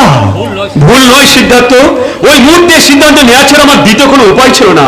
বৌদি, বৌদি, তুমি অনুমতি দাও, তোমাদের বৌমাকে আমি বাড়ির ভেতর নিয়ে আসি। না, তোমার দুঃসাহস দেখে আমি স্তম্ভিত হয়ে যাচ্ছি। তুমি কি জানো না যে বাড়ির বউ হয়ে আসবে সে এইভাবে আসতে পারে না? জানি। তুমি কি বুঝো না যে আজকের পৃথিবী শিক্ষা, রুচি, কর্তব্য জ্ঞানের চেয়ে এই পরমাত্ম ভট্টাচার্যের শিক্ষা, রুচি, কর্তব্য জ্ঞানের বিরাট তফাৎ আছে। বুঝি, সবকিছু জেনে বুঝে তুমি এইভাবে আমার স্বপ্নের সৌধকে চুরমার করে দিলে। আজীবন বেদ বেদান্ত পরিষদ পাঠ করে এসেছি, জীবনের সত্য ছাড়া আমি মিথ্যা কথা বলে দে। আজ আজ এই প্রথম তোমার জন্য আমাকে মিথ্যাবাদী সাজতে হবে। কেন কেন দাদা, আমার জন্য তোমাকে মিথ্যাবাদী সাজতে হবে কেন? চোখ থাকতে তুই কি অন্ধ মেজো? তুই কি জানিস না তোর দাদা প্রতিমার সঙ্গে তোর বলো না, এমনি আমার নারীত্বের অনেক অসম্মান হয়েছে। এমনি করে ওই কথাটা উচ্চারণ করে আমাকে আর অসম্মান করো না। প্রতিমা, অবাক হয়ে তাকে কি দেখছো মূর্খ? বিবেক বুদ্ধি বলে তোমার কি কিছুই নেই? এখন কি তুমি বুঝতে পারছো না একটা বিনা দোষে একটা সরল নারীর জীবনে তুমি কোন বঞ্চনার বিষ ঠেলে দিয়েছো? দাদা, আজ আর বুঝে কোনো লাভ নেই দাদা। যে ঘটনা ঘটেছে সবই আমি তোমাদের পরে খুলে বলবো, কিন্তু বাইরে একটা মেয়ে দাঁড়িয়ে আছে দাদা, তার কথাটা ভেবে তুমি একটিবার বলো আমি তাকে বাড়ির ভেতরে নিয়ে আসি। না, দোষ তো মেজদা করেছে বর্ধা, তার শাস্তি আপনি মেজ বৌদিকে দেবেন কেন? মেজ বৌদি, মেজ বৌদি তুমি কাকে বলছো? সেটা কি আপনি বুঝতে পারছেন না? সত্যকে এখন আর কেমন করে অস্বীকার করবেন আপনি? বিয়ে যখন হয়েই গেছে তখন তাকে এবারের বউ বলে আমাকে স্বীকার করে নিতে হবে, তাই না? না না সিদ্ধার্থ, না। সংযমহীন যে বিয়ের মধ্যে ইচ্ছা প্রকাশ আছে সেই বিয়েকে আমি বিয়ে বলে মানি না। কিন্তু আমি যে অনেক আশা নিয়ে আমার বোনকে আপনার বাড়িতে নিয়ে এসেছি বর্দা। শাক যদি না কেউ বাজায়, উলু যদি কেউ না দেয়, তবু তো এই মেয়েটাই আপনার বাড়ির বউ। আমার মাটির বউ। অন্নপূর্ণা, ভুলে যাও না, তোমার পাশে দাঁড়িয়ে একটা নিরীহ মেয়ে চোখের জল ফেলছে। কিন্তু সেই চোখের জল আপনি কোনোদিনই মোছাতে পারবেন না দাদা। তার জন্য কেন আপনি আর একটা মেয়েকে নতুন করে কাঁদাবেন? তোমার বিচার বুদ্ধি আর আমার বিচার বুদ্ধি এক নয় বলে। বিচার বুদ্ধি এক না হলেও অন্তরটা তো এক বর্দা। আপনি একবার চেয়ে দেখুন এই নিষ্পাপ মেয়েটার মুখের দিকে। বলুন না বর্দা, আপনার হৃদয়টাও কি আর অন্য সবার মতো কেঁদে উঠছে না? সে উত্তর আমি তোমাকে দেবো কেন? তুমি তুমি কে? এবারে এই ব্যাপারে কথা বলতে এলে আমি শুনবো কেন? ওর কথা যদি তুমি নাও শোনো, আমার কথা তো শুনবেই। এতক্ষণ ধরে পার্থের উপরে যে রাগ আমি করেছিলাম, ওই নিষ্পাপ মুখটার দিকে তাকিয়ে আমার সেই রাগটি কোথায় চলে গেছে? তুমি আমাকে অনুমতি দাও, আমি বউকে বরণ করে ঘরে নিয়ে যাই। বড় বউ, তুমি কি পাগল হয়ে গেছো? না বর্দা না, বৌদি তো একদম ঠিক কথা বলেছে। একটা পরের মেয়ের জন্য কেন আপনারা আপনাদের শান্তির সংসারে অশান্তির আগুন লাগাবেন দাদা? আমি বলছি দাদা, বৌদিকে বরণ করার ব্যবস্থা করো। আমি কিচ্ছু মনে করতে পারছি না। আমি কিচ্ছু মনে করতে কিন্তু আমার বিবেক প্রতিভা সে কি ওই প্রতিভার মতো হাসি মুখে বলতে পারবে পার্থ যা করেছে সে ঠিকই করেছে? এই পরমাত্ম ভট্টাচার্যের আদর্শ সম্মানে উপযুক্ত সে মর্যাদা দিয়েছে। রেখেছে বর্দা, রেখেছে। আপনি শুধু পার্থর মুখ থেকে একবার সব কথা শুনুন। কোনো দরকার নেই। তুমি কি সবসময় তোমার জেদটাকেই বজায় করে রাখবে? জেদ নয় বাবু, জেদ নয়, এটা আমার মানবিকতা। মানবিকতা? কিন্তু মানবিকতা তো আমাদের আছে দাদা। আপনি কি দেখতে পাচ্ছেন না বৌদির চোখের জল? আপনি কি বুঝতে পারছেন না আমাদের মনের অবস্থা? আপনি কি অনুভব করতে পারছেন না? মেজদার সব ভুল ভ্রান্তি বিসর্জন দিয়ে আমরা চাইছি মেজ বৌদিকে এই বাড়িতে তার উপযুক্ত আসনে প্রতিষ্ঠা করতে। কি বললে? না না, তুমি তুমি ঠিকই বলেছ। তোমরা যা চাইছো তাই হোক। আমি বরং এ বাড়ি থেকে চলেই যাচ্ছি।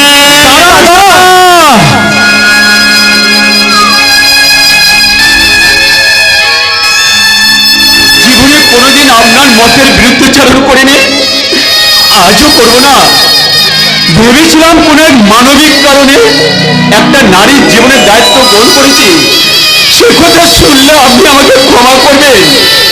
কিন্তু আমার কথা শুনবার ইচ্ছা যখন নেই, তখন আমার অপরাধের সব বোঝা মাথায় নিয়ে চিরদিনের জন্য আমি এ বাড়ি থেকে চলে যাচ্ছি। আমি তুই আমাকে ছেড়ে চলে যাবি মেজ? আমি কি করবো বৌদি? এই মেয়েটাকে যে আমি স্ত্রী হিসাবে গ্রহণ করেছি, যে বাড়িতে আমার স্ত্রীর স্থান নেই, সে বাড়ি থেকে আমি থাকতে পারি বৌদি। দুঃখ করিস না সিদ্ধার্থ, দূর থেকে আমি তোদেরই কথাই ভাববো। সকালে যখন আমার ঘুম ভাঙবে, মনে মনে প্রণাম জানাবো আমার বৌদির পায়ে। সারাদিন যত আমি কাজ করবো, প্রতি মুহূর্তে স্মরণ করবো আমার বর্দার শিক্ষার কথা। তারপর যখন শিশু রাতে কোনো দুঃস্বপ্ন দেখে হঠাৎ যখন ঘুম ভেঙে যাবে, তখন মনে পড়বে পৃথিবীর বুকে এমন একটা সুখের স্বর্গ ছিল যেখানে আমার জন্য সুখ শান্তি সব আছে, কিন্তু সেই স্বর্গে আমার আমার প্রবেশের অধিকার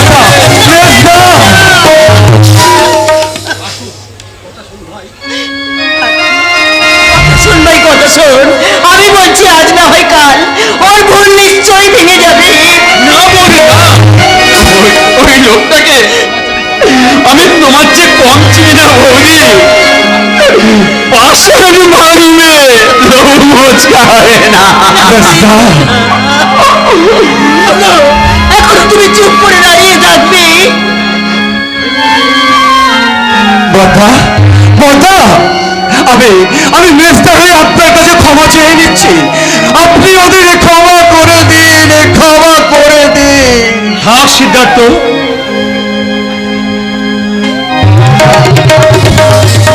দাদা যাওয়ার সময় একটা জিনিস চাইব, দেবেন দাদা? কি চাইছো বলো?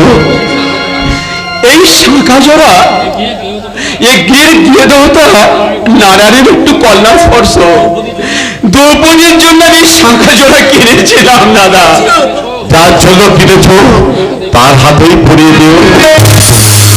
এবারে যখন কোনো আচার অনুষ্ঠান মাননি তখন খেয়াল আমার ওই গৃহদেবতা নারায়ণকে অসম্মান করবে। আমি অসম্মান করবো নারায়ণকে? তাহলে আমার বলার কিছু নেই দাদা। তবে যাওয়ার সময় আমি একটা কথা বলে যাচ্ছি দাদা, যদি আমি ভুল করে না থাকি তাহলে এই শাঁখা দ্রৌপদীর হাতে পড়িয়ে দিতে হবে আপনাকে, আর সেদিন বিচার হবে কে ভুল করেছে, আমি না এই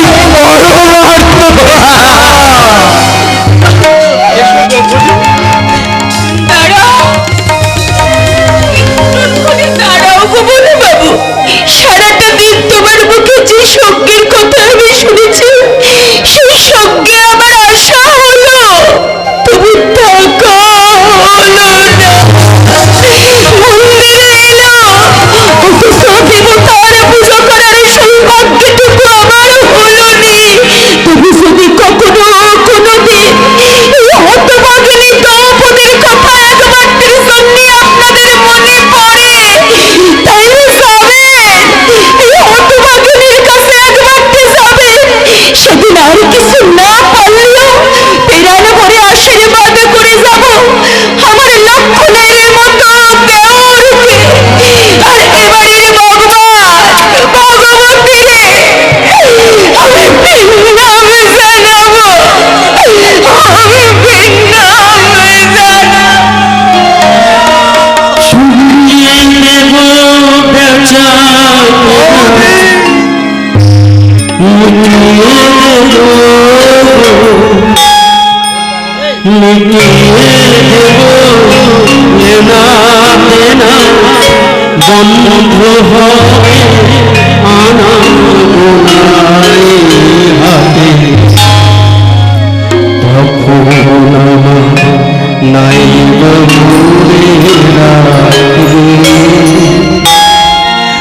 তারার পানে আমি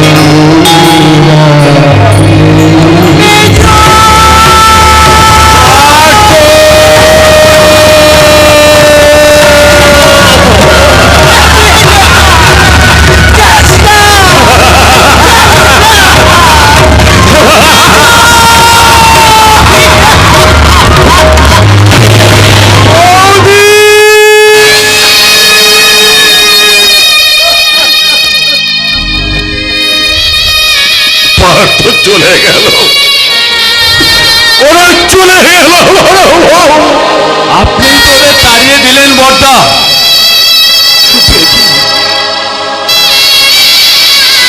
আপনার চোখে জল, আপনি কাঁদছেন বর্দা? এই সংসারে যারা ন্যায় বিচার করে তারা তো এমনি করে কাঁদে ভাই। দু চোখের এই জল ফেলতে না জানলে ওই পরের চোখে জলের মর্ম বোঝা যায় না ভাই। বর্দা, এতদিন আমি পার্থকে দেখে অবাক হয়ে যেতাম, আজ বুঝতে পারলাম এমন পরমার্থ আছে বলেই আজও পৃথিবীতে বাস করা বেঁচে আছি। আমি আবার এখানে আসবো বর্দা, আবার আপনাকে প্রণাম করব আর চেষ্টা করব অর্থের জন্য অর্থহীন হয়ে যাওয়া সৈকতের এই জীবনটাকে আবার নতুন করে এই পরমার্থের শিক্ষায় চালিত করতে বর্দা, চালিত করতে।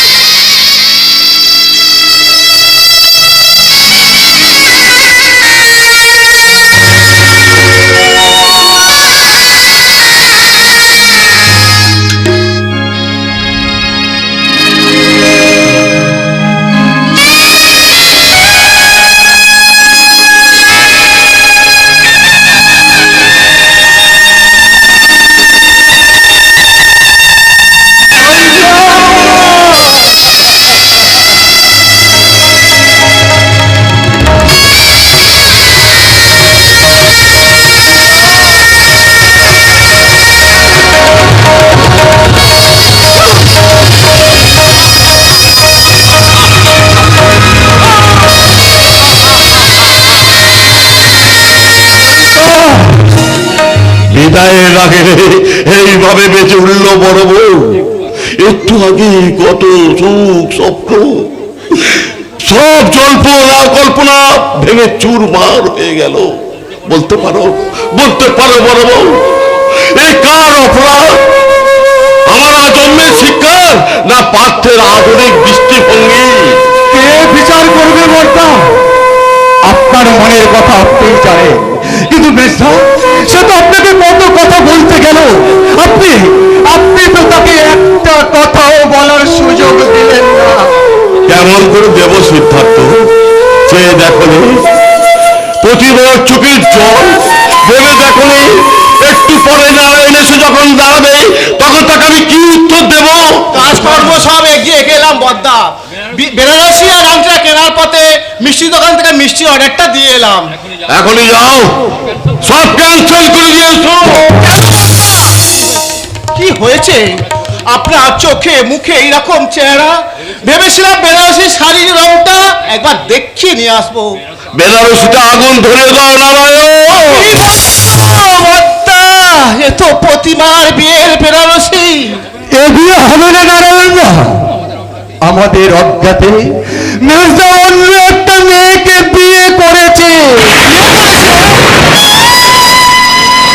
আমি তাকে আশীর্বাদ করার জন্য আশীর্বাদের আংটিটা নিয়ে এসেছি। ওই আশীর্বাদের আংটি তুমি নদীতে ফেলে দাও।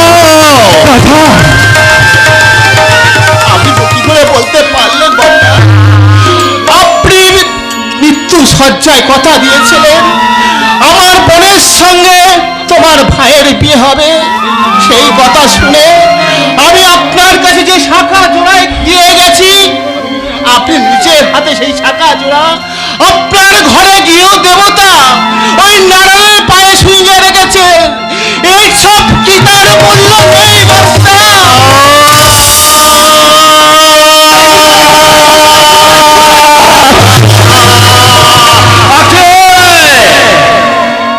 আছে নারায়ণ আছে, পদ আমি খুঁজে পেয়েছি। আমার ভাইয়ের সঙ্গে প্রতিমার বিয়ে হবে। সিদ্ধার্থ একটু আগে তো পাথরে ক্ষমা চেয়ে নিচ্ছিল, এখন পারবি না? এখন পারবি না পাথর পাপের প্রায়শ্চিত্ত করতে? পারবি না তোর এই মিথ্যাবাদী দাদাকে মিথ্যাবাদীর হাত থেকে রক্ষা করতে? আমি জানি না দাদা, আমি কিচ্ছু জানি না। আপনার সম্মান রাখতে আমি সব কিছুই করতে পারি, কিন্তু আর কোনো কিন্তু নয়।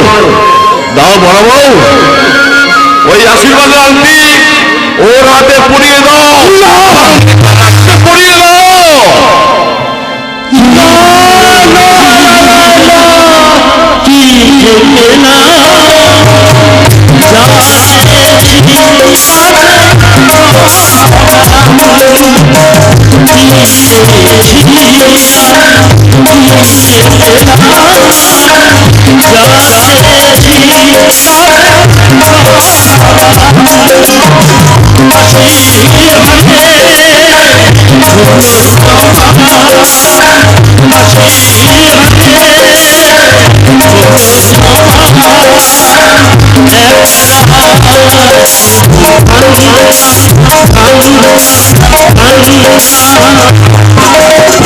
মেঘে ঢাকা